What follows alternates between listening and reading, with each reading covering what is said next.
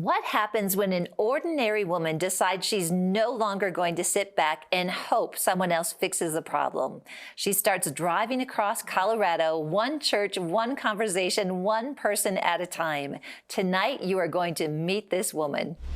Welcome to the Truth and Liberty Show, where trusted leaders bring biblical insights to important issues to help you stand for truth and effect godly change in our nation and in our world.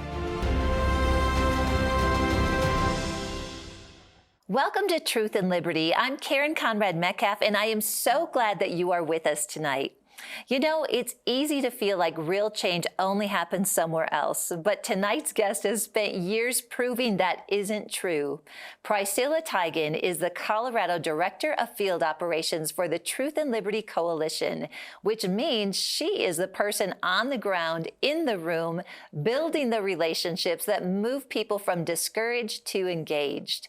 She travels across the state, meeting with pastors, sitting with families, connecting communities with the resources and the encouragement they need to step forward.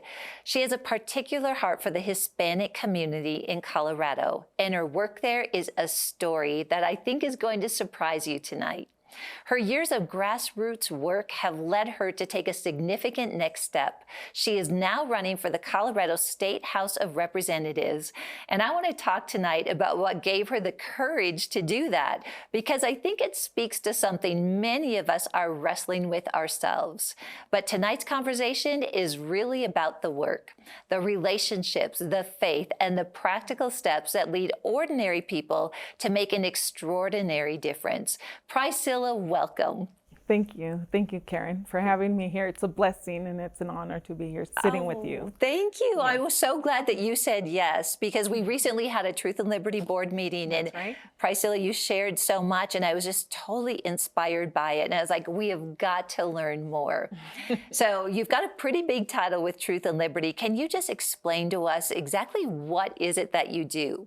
So my job has been it really comes down to educating, mobilizing those civically minded pastors throughout the state, providing resources for them, and in the hope that they will mobilize civically within their community. So it takes a lot of education. So pretty much that's what we do.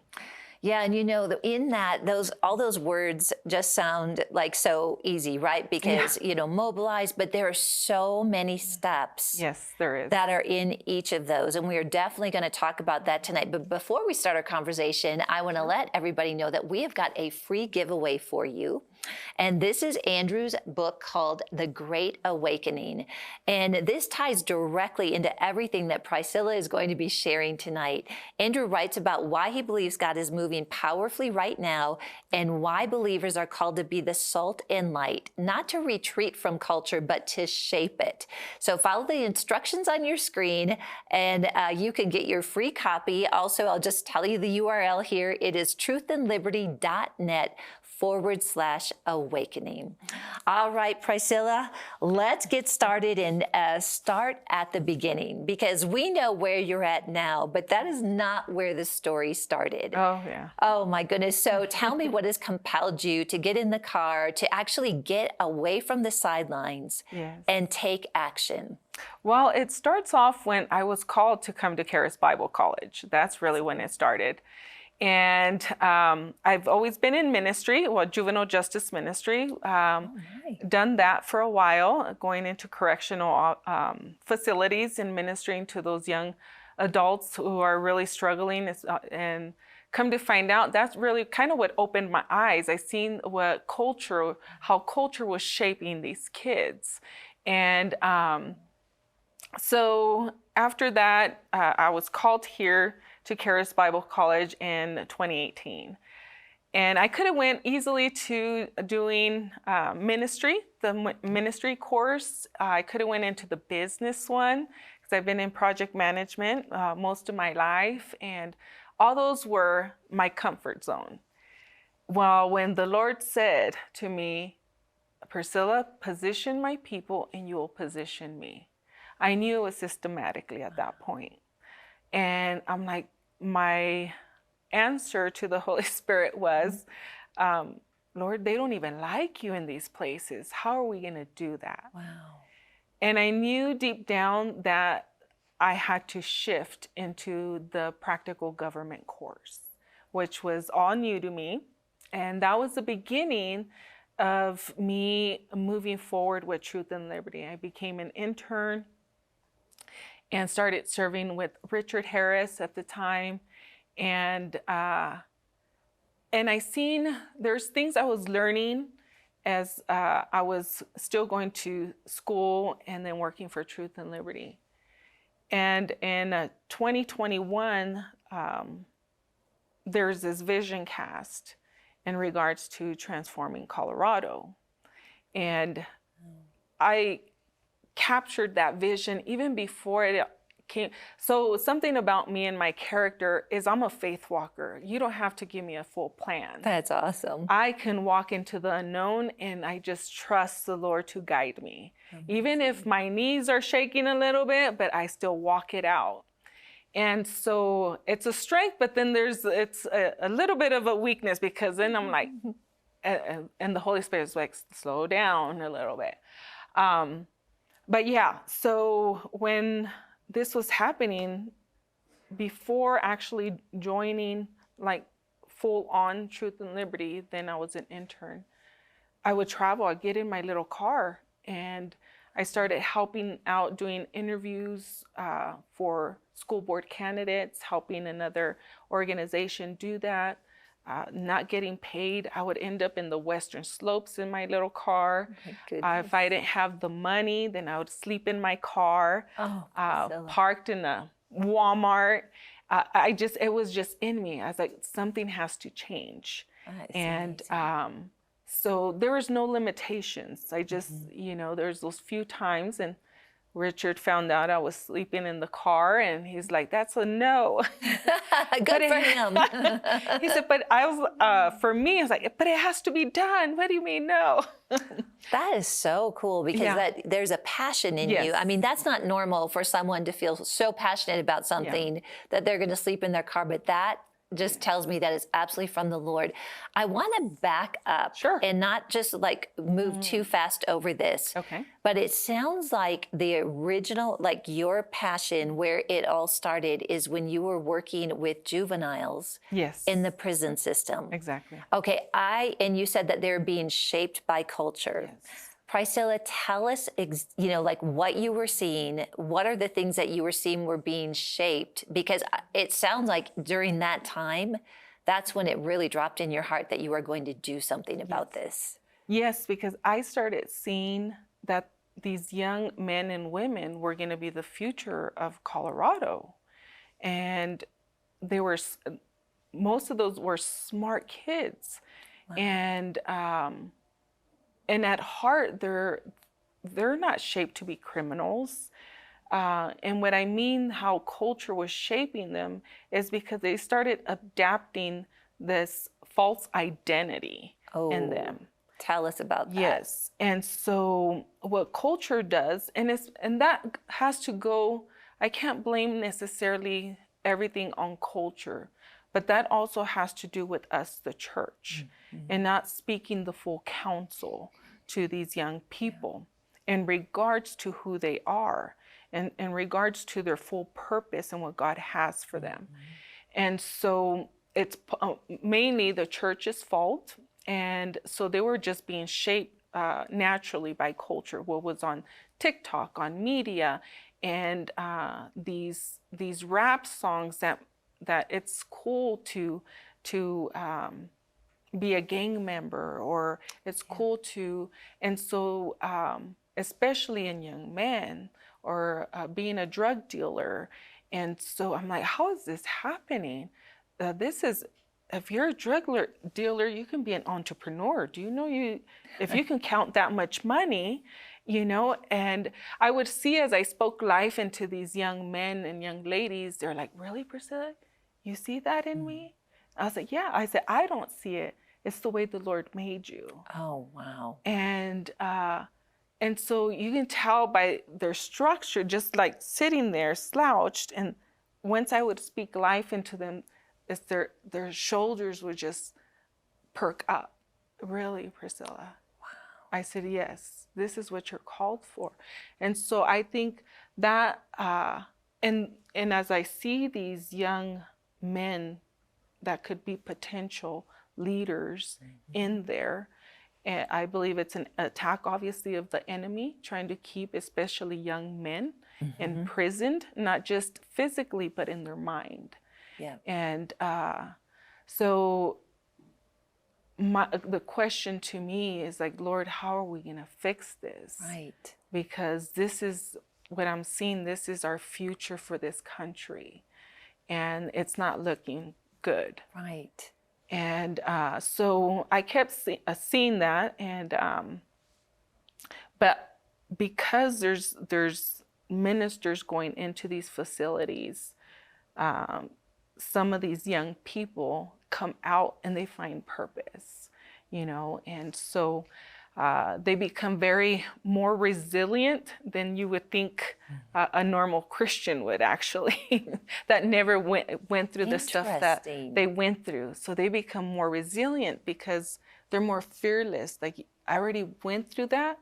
Yes. And so anything that comes my way, and now knowing full truth and who they are. So I've seen those great testimonies of young people getting out of that victim mindset. And so that kind of started there. The parents are like, how do we fix our next generation? How do we do this? And that's kind of what, and I know it's systematically also, whether in government, business, education, arts and entertainment. And so if we want to preserve a virtuous and moral state, country, we have to bring that generation back. That's awesome. And yeah. In that too, there is a compassion that obviously was in you, seeing the potential in these young people. And when you're talking about, social media, you're talking about rap songs. I'm sure we're going to talk about the schools and the education system. We'll definitely be touching on that. Families not knowing, the things they need to do to raise their kids. But in that, the problem is so big, you might say. It's huge. But your story is one where you found, you can't fix everything. You can't go into all 7 mountains, like we say, right? Yeah. But you really landed in the area that God called you. So, and you stepped into it courageously. So the compassion, you're going to do something about it. God led you to go to Charis and Practical Government School. I think there's a lot of people that are wondering, well, how do I find what I'm supposed to do? And so can you kind of take us through that and maybe speak to people that want to do something, they just don't know what to do? Because you've obviously been very successful in stepping out in this area. I think you got to find what you're good at. I've always been a community kind of person, community activist. I guess that's what they call somebody like me. But if you find what you're really good at, whether it's in communication, whether it's in business, whether you're a homeschool mom, people can do so much in those areas that the Lord just equipped them with. And so, because I see it all over the state of Colorado, I see everybody playing their role in where God put them at. And so I think emphasizing on that. Now, obviously we know government shapes a lot. Policies shape a lot. The leaders within the government arena shape a lot of the culture, whether it's in education, whether it's in business, and all of that. And so it all ties into who is governing. And that's really it trickles down on how it's shaping all those areas. And so I think everybody can participate, whether you're a homeschool mom or your children going to public school. go to one of the meetings, go to board meetings, sit down in the back, start learning what they're doing. You can people can volunteer even in their school districts. You just fill out a form and you're there volunteering as a parent. There's so many opportunities, so many needs. You can volunteer at a library. You can, I mean, just so many different little small steps. People can go to conservative patriot groups if that's where they need to find their niche. But I just encourage people to try different areas and see what really tugs on your heart. It's really good. And but just try them. They're all classrooms. You're all learning there. That's what I did. Just going to different things and just learning, sitting back and just learning how the process is done. Whether I've sat in chambers of commerce, I've sat in commissioner board meetings, I've sat in school board meetings, I've sat in GOP meetings, I've sat at the Capitol at legislation meeting, you know, and the sessions. You just sit there. Everything's a classroom for all of us to grow, and I know that the Lord will place people where they need to be. That's really good. It sounds to me like your first step was to make yourself available. Yes. And I think that is a decision that many of us can make. You know, we see people that are out there, you know, changing the world and feel like, well, what can I do to make a difference? Right. But your story is one that just shows, no, you really can make a difference. Yes. We were talking about, I think it's in Jefferson County right now in Colorado. Yeah, I've got it right here. There is a parents, there's four parents that are suing the Department of Education because what they found out is that an 11-year-old girl the parents of an 11-year-old girl discovered that their daughter would have had to share a bed with a male student on an overnight athletic trip. And this is something that we don't know all the details of this, but it's an example of, hey, those parents said, you know what, we're not going to just do nothing about this. We are going to take action. Yes. And in that, I think about this, you know, it's so good that 11-year-old girl had open communication with her parents. Yes. And what we need to be aware of is, unfortunately, there is a lot happening, in particular in Colorado, and we're going to talk about some positive things that are coming up that you've been very involved with. But the kids are being told not to talk to their parents. Yeah, and so are you seeing that? And when you go out and visit with families, what are you encouraging parents to do in these times with all these things that we're dealing with? Well, school districts probably would be your first step. If your child is going to public education, you really want to zone in. You want to hold people accountable. You want to attend these school board meetings. You want to talk to your school board members that are representing the community. You want to make sure if they're standing on those conservative values that you stand on at home. And so I think the more you're involved in the school districts, the more they're restrained in trying to shape your child and these lies in regards to transgender or the girls' privacy and girls' sports and stuff like that. So you have to be aware.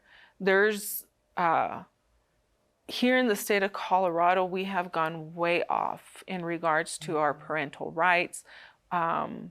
Schools not wanting to tell parents what's happening in their kids' life. People got to understand that it's not government is the ones that's supposed to parent your child. Right, that's so good. We are always responsible. It's biblical. It's our responsibility to give our kids guidance. Yes. And so I would just encourage parents to make sure who's on your school board. And if you do not like the school board member, re-elect somebody, or even you run. That's really good. So we got to get leaders back to common sense. What's happening in Colorado, it's way off.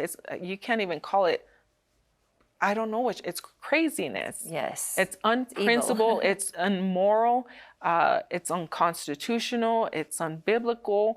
And so we got to start either knowing who's running for candidacy in our school districts and voting for the right people, supporting those candidates, and holding schools accountable and exposing them. And obviously, I can't tell people what to do in their household. That's your household. But you want to have open communication with your child in regards to what's happening in their schools. That's really good. And I think part of it, I remember growing up actually that, and this was a long time ago, but my dad, and this would have been in, I guess, the early 1970s. My dad, back then, and things were, pretty conservative in a small town, but he started to see some things in the school that got him concerned. And you know what he did? He ran for school board. Yes. And I remember at the time, me being a student, second grade, third grade, some of the liberal teachers that they would actually have a problem with me, and probably my brothers went through this too as a student because my dad was on the school board. Yeah. But in that, if he wasn't on the school board, I remember him coming home and they look at curriculum. Yes. They approve a lot of things. And so I'm just so thankful looking back that my dad, even though I didn't understand the importance of it, way back then said, I am going to make sure I have an eye on what my children are learning. Yes. So how much more important is that today? So that's a big, and not an easy step, but it's not like running for Congress yet, but it's something that people can really get engaged with. And parents can request the curriculum, from there. They Oh. can publicly request that curriculum from the school board directors and request it. What is being taught in math? What is being taught in English? What is being taught in health? You can request that. That is legal. And if they deny you on that, obviously you can go to your district attorney and say, hey, they're not handing over the curriculum. As simple as that. So you can request the curriculum. So I started seeing this also, something that I probably haven't mentioned, but I volunteered for 2 different school districts when I was in school. And this is before COVID, before 2020, when everything kind of started exposing itself in regards to what was being taught in schools, in the books that are in schools. I started noticing in 2019, I was volunteering different, like I said, a couple of different school districts, sorry. And I started seeing this, the comprehensive sex ed that was being taught in 6th grade in regards to the LGBT and how to do, excuse my language, like oral sex between a boy and a boy, 6th grade. And I started seeing this, and I remember when that passed in 2019, I was volunteering and they asked me to go and translate for a Hispanic family. And I'm thinking about this bill, and I'm thinking about this Hispanic father sitting next to me. I said, if this man would know what is about to be taught, knowing the Hispanic community and how strong they are conservatively, he would not have that. And so it's lack of education on what's being pushed down from legislation. And next you know it, you have your kid coming home all confused and you don't know why. And so I started seeing this back in 2019, and counselors with their LGBT trans flags, they're in schools. The flag, that was when they don't want our American flag in there, but you can have all these other flags. And so I started seeing that. But Karen, let me tell you, I started trying to share that, crickets from the church at that time. So until 2020, when the Lord I think it was a good thing that happened, because it opened our eyes to a lot of things. So, So when you say the church, you were trying to bring it to pastors' attention? yes, and just other believers, like this is happening in schools. And I would go to the school board, monthly board meetings. Another friend sometimes would come with me, and the room was empty in 2019. All those school boards were empty. Wow. Crickets, no parents, there's the educators and principals there. And I was like, Lord, what is happening? And then when COVID hit, obviously we were that blindsided us all. But then I started seeing, I was like, oh, I see how you're using this situation for good for us. Oh, that's and opening our eyes to everything and what they were being taught. And I was like, because they were not listening to me, obviously. But because parents are now hearing the teacher online. That's what is that what you're referencing? Yes, they were starting to hear what they were being taught online. And so they were starting to see the curriculum being taught openly like that. And that's where the books were mostly exposed, also what kind of books they were reading or assigned to, and so on. But yeah, so I was like, okay, because they were not going to listen to me, just little old simple me. And I was like, I see what you're doing, Lord. This is a good thing for us, even though it feels very uncomfortable at the time. And so here we are now, praise the Lord, that now these school board meetings are full when they were not before. Because the parents were hearing what was going on. Hearing and knowing and seeing. This is really amazing. I just have to say that I have not heard this outcome from COVID. So then you went to those board meetings, they were full. Now they were full. Now when the schools opened, everything opened up, and that's when the fight started between, I seen it, I went to a few of them after, and I mean, they were just full. And I'm like, oh, I can see it in the spiritual realm. I said, two kingdoms now are coming together for war. Wow. And I'm like, and I thought, this is cool, Lord. I really like this. Even though it's stretching all of us. Yes. And I'm like, this is because there was no challenge against what was happening to our kids at the time. Nobody was challenging that, us as believers. And so that was the beginning of, and of course I had a part to some of these school districts. When I would go into the detention centers, some of these teens were coming out of these school districts that were going into the facilities. So you could see the curriculum that was being taught, the result that they would end up in the juvenile detention center. The confusion and all of that. And so, especially with the boys not having also fathers in the home, it was easy, and so yes. So I went to one of the toughest school districts in Colorado Springs, so that I chose it purposely because I seen that there were young men coming out of that school, this high school. You could see a pattern. Yes, a pattern. Like, what high school do you go to? And they would tell me the school district. And it's like, oh, that's the school district I need to go and volunteer at. Oh, my goodness. Yeah. You are so courageous. Oh, thank you. I just love hearing this story because you were on a mission. Like, you saw what was happening. You went and started to go into schools, and we've got a lot more that we're going to unpack with this. But I just want to tell you, Pricella, I think you are very inspiring in sharing this story with us. And really, I'm just like, well, I have no excuse. There's something I can do, right? And I think sometimes we get so overwhelmed, we don't know what steps to take, and you're really helping us with that.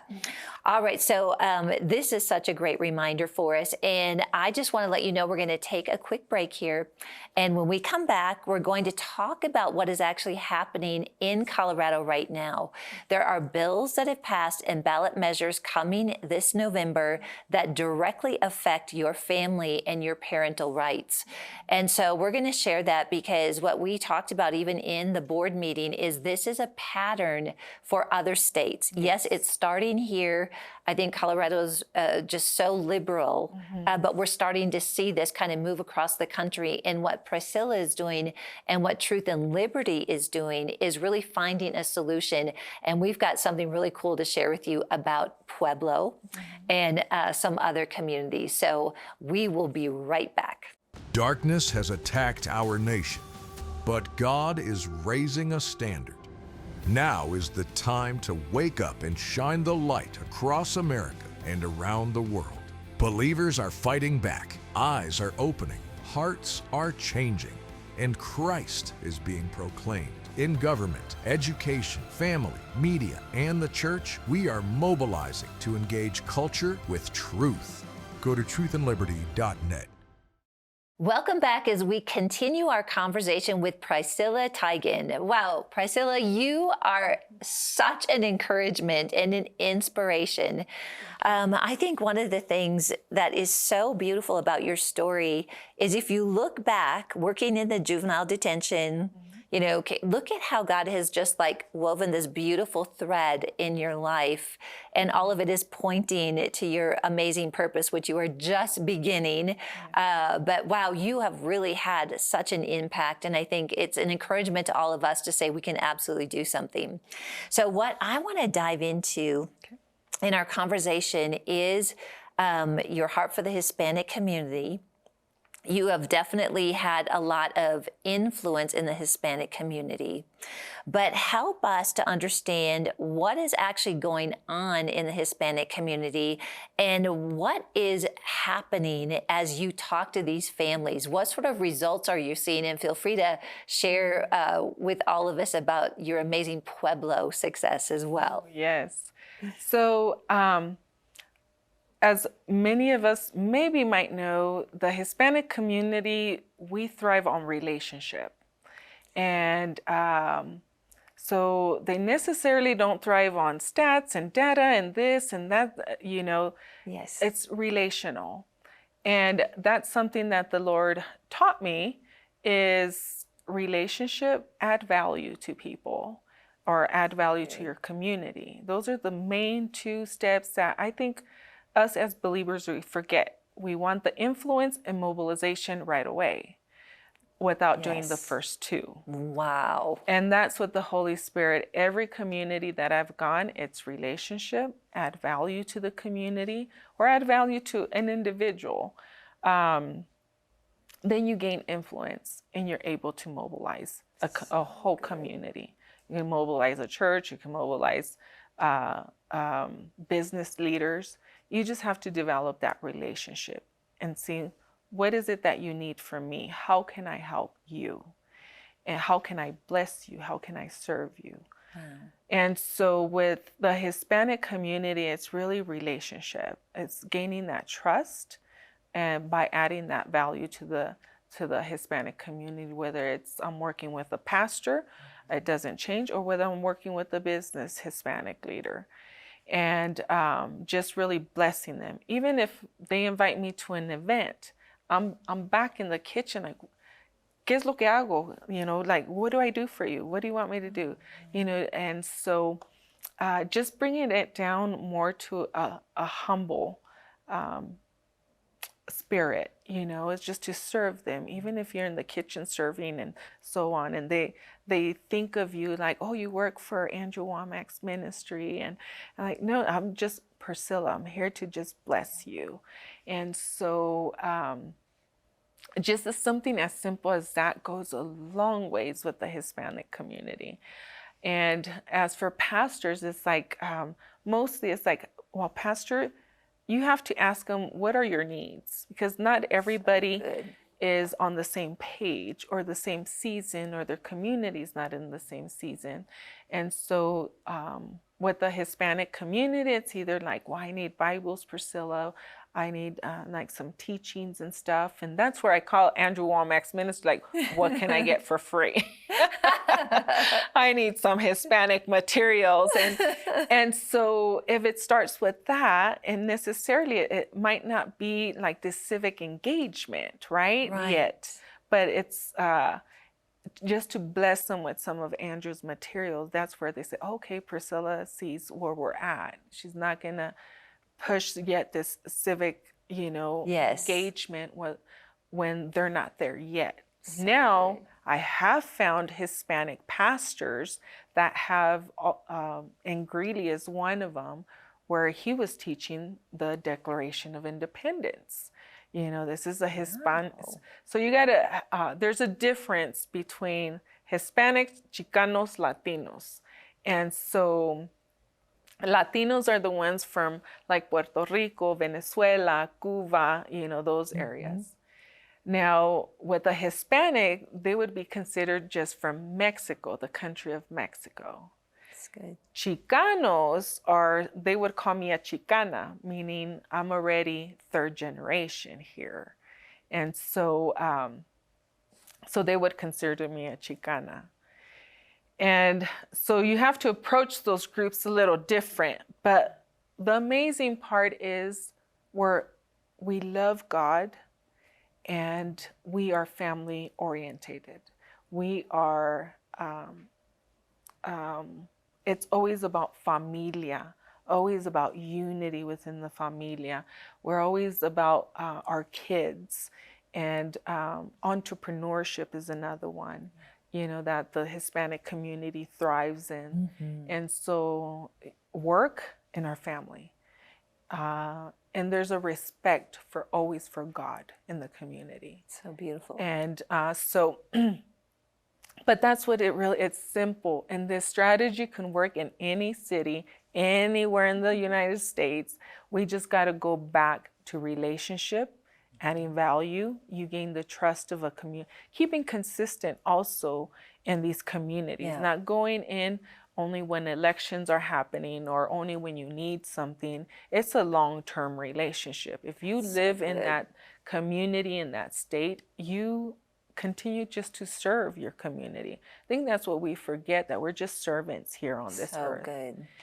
And so it's simple. And that's kind of what the team, the Truth and Liberty team, those 4 core principles, you go in there and make relationship, add value, gain influence. And if they're at that civically minded level, then that's where we mobilize the community within the civic arena. That's so good. And that was taught in Pueblo. Yes. So Yes. I'm going to break this down a bit, because there's a system in here. I was in banking for 25 years. I love systems. So when I hear a conversation like this, I'm immediately, okay, what are the steps? So I'm going to just ask you a little bit about each of those steps. Is that okay? Yeah. So the first one is to build relationship. So for me, if I'm like, okay, I want to build relationship, I still don't know where to start. So when you like walk into a church or ask to meet with a pastor, just give us a couple little things that you do to sort of, that first step is the toughest step. That is, especially when it comes to churches in general, not just Hispanic churches. While you introduce yourself, obviously, and if you're working for an organization or so on, or you're just a community leader, you tell them what you're doing and you're here for the service. I attended 367 services within a couple of years. Oh my God. So I was in church 3 to 4 days out of the week, boots on the ground. I needed them to see Pricella. I didn't want them to just get an email, or get a phone call. I wanted them to meet me in person. So my strategy, in which the team did, and I shared this, what I did in Pueblo, is I made a list of churches or ministries within that I did my homework, seeing where they were at. So I listened to a lot of teachings and approached them where they were at. So I analyzed the whole community first. Who's in leadership? Which one's the small church? Which one's the big church? Who's the commissioner? Who's the mayor? Who's the city council? Did all of that before I entered a community. And so it takes a lot of homework behind the scenes first. And now the approach in person is key. That takes time though. And that's where I believe some of us are not patient. I might be one of those. We want the churches and we want them on board. And so it doesn't work that way. It really doesn't. You have to be patient. You have to be called to it. And so there's a lot of churches that we have those tough, where we got kicked out of a couple. But it's meeting them and going to their events and them seeing you again and again at a church or a conference or a women conference or, at a breakfast or, okay, this church is more open. Okay, I'm going to show up again there. I'm going to show up again there, and I'm going to show up again there. And it's just seeing there and then blessing them. Oh, Pastor, I work for Andrew and you can come here. I can give you a tour of Charis. I can, and just start doing that. And just offering the resources we have before you start offering or telling them, well, this is happening in our school boards and that's happening. And so you have to gain that relationship. Very good. Is really like the kitchen part. Like, what can I do? How can I serve? Let me roll up my sleeves, get there early enough to serve them. That's so good. Setting up tables, stay late to help the pastor break down everything. So I was gone for hours at a time, and so now they know me. Yeah, they trust you. They can trust me, and now I can say, Pastor, necesito esto. Pastor, I need this. Can you help me with this? In that community, and so, sí, Pricella, right? Without hesitation. Yes. And so that took 5 years. So it's a long game. Yes. Right? Yes. Patience. And I think everybody wants to do it within months, and it doesn't work that way. And that's really good. You're telling us how this works, and we're going to get into the impact that you had in Pueblo. But I really appreciate you explaining the relationship and knowing that, actually, if you look at the left, they're patient. Oh, yeah. And that consistency, serving, it's with the right heart. So then at that point, it opens a door for you to be able to ask for something, which is really to help educate, right? Yeah. To help people know what's going on. So take us back to the Pueblo. First of all, explain why Pueblo is so important and why that was really the first community that you have a team of 4 ladies, I think, correct? No, it's 6 ladies. Your team is growing. It is, yeah. Right, I would call it the Wonder Women of Truth and Liberty, right? They're out there making this happen, and you're leading them. They're a powerhouse. They're a powerhouse.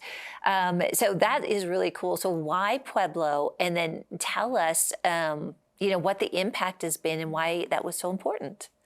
So why Pueblo? Well, when we first started all this with Transform Colorado, we were trying to strategically think, well, what cities do we start at? Yeah. And Pueblo is a highly Chicano community, as is Greeley also, Hispanic, a blend of both. And so I was assigned to Pueblo. We didn't have a blueprint, That's when prayer started. I'm like, okay, Lord, I've never done this before. How about if they just throw me out and and that's when the Holy Spirit just started talking to me. Start learning just what I mentioned. Start listening to the teachings.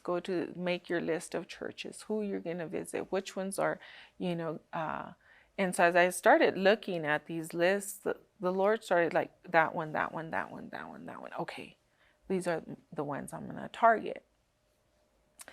And obviously, first I went a couple times just to drive and pray. I did that. So cool. I'm like, Lord, you're just going to have to give me guidance. We don't have an instruction book with this. He was downloading it, and you weren't realizing. One step at a time. And now I look back, I was like, okay, these were all the steps. And so, we chose Pueblo. I went into Pueblo.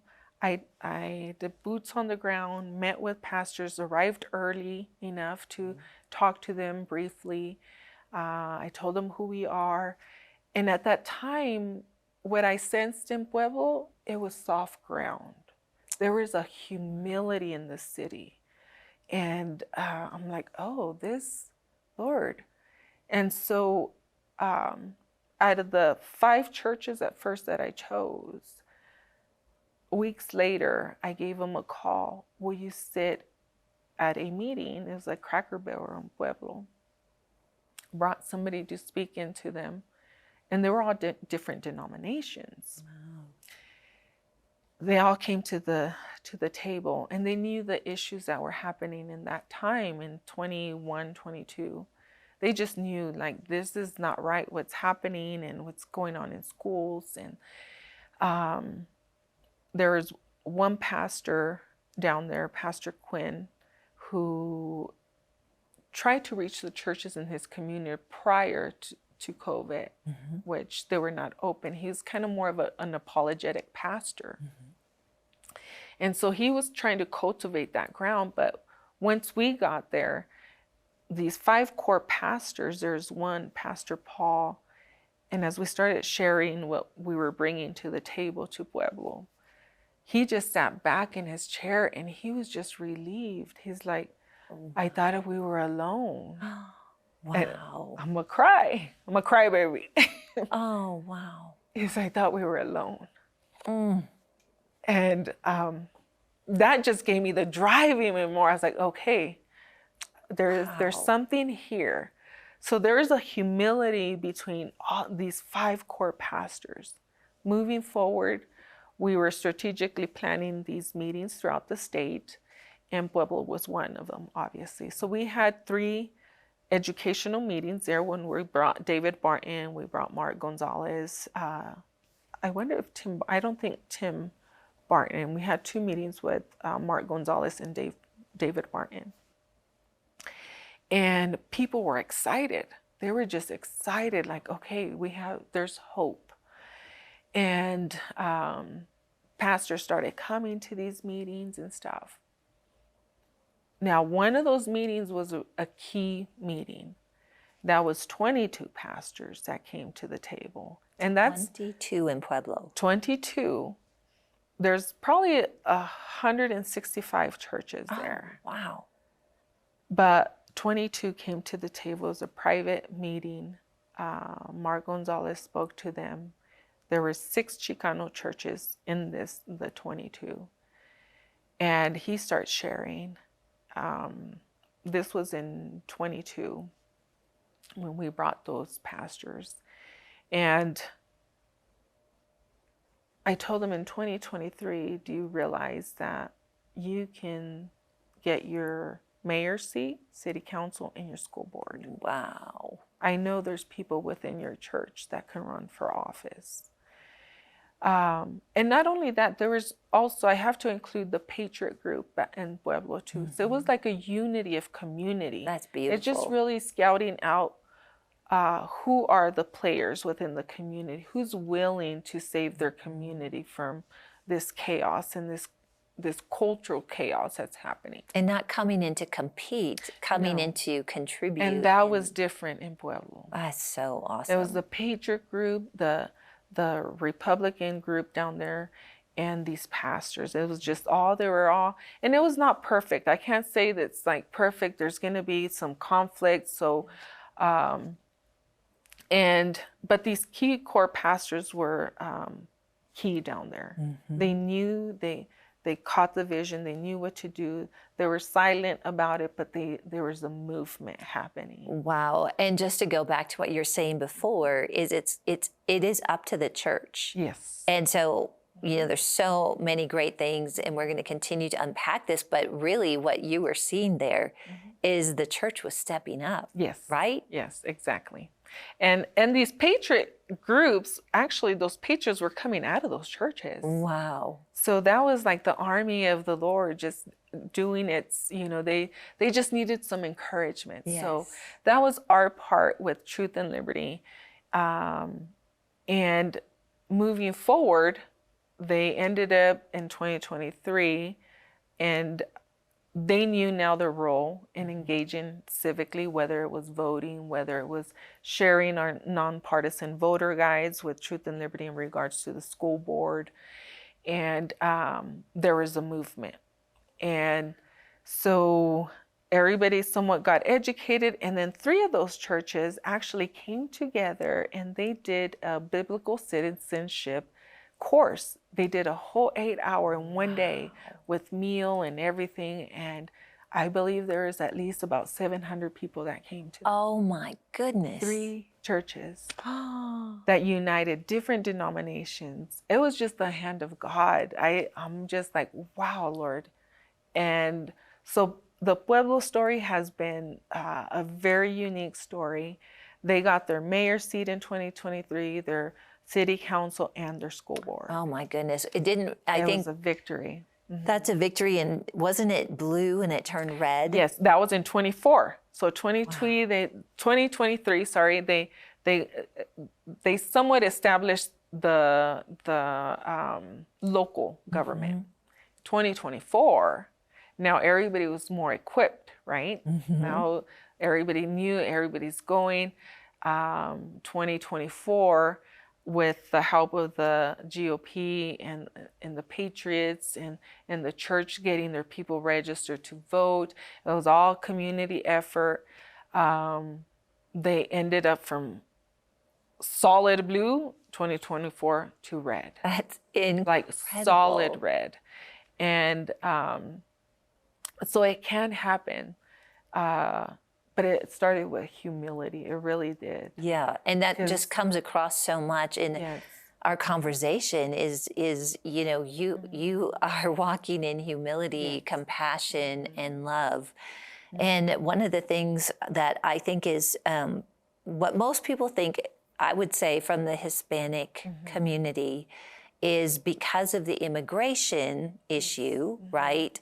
A lot of people think, you know, there's nothing that we can change, but you have a different story with that. Yes. So with the Hispanic community, I know there's a lot of conflict with immigration and stuff, but the ones that have been here already generationally, they're not okay with people coming here that don't have that American mindset. Yeah. That because of lack of education, they think everything is free. It's not.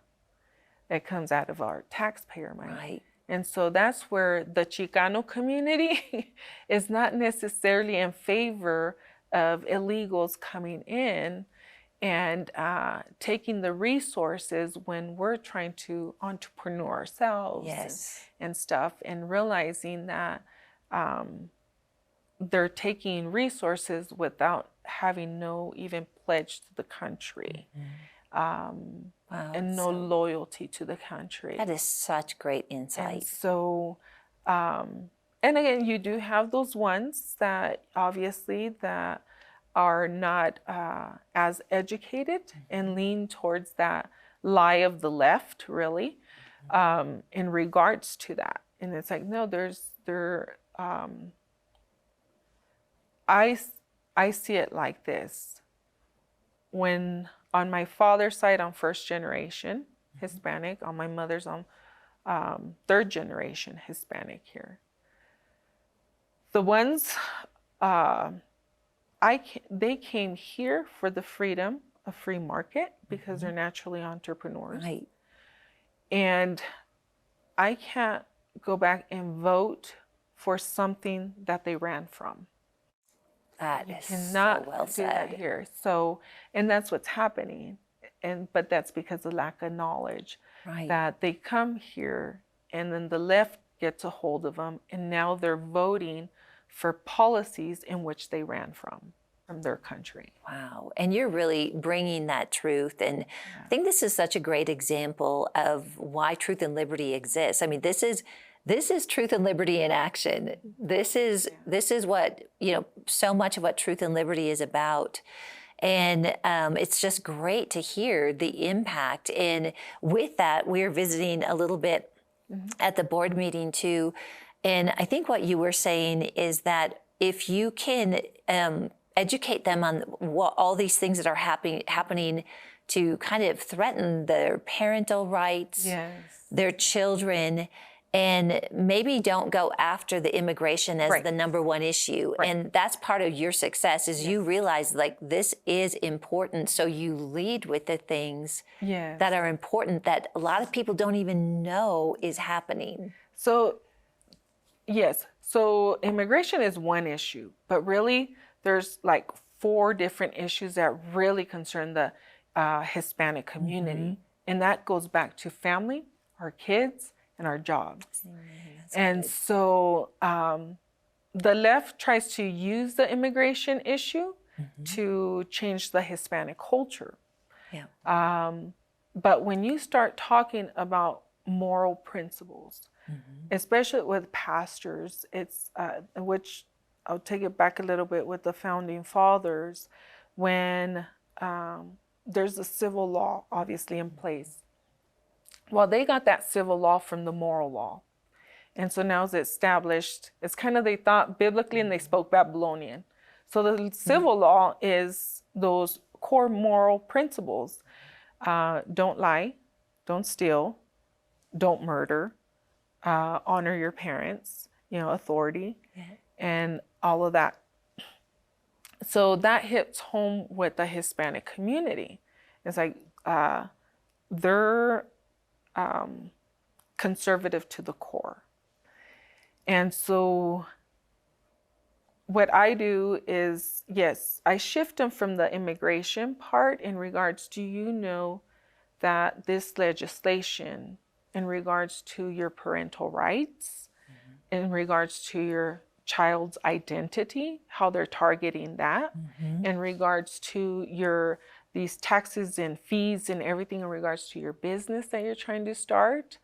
And so they start clicking, and I start showing them certain things, certain policies that have been passed that it's written and it just passed. So you're bringing those to light. And I can't believe this. We're actually almost out of time, and there's so much more for us to talk about. So I would just encourage all of you, if you want to learn more about this, there's 3 things that are coming up on the ballot. And while we can't get into each of those, I just want to tell you in Colorado, they are very, very important. They are things that involve your children, your family.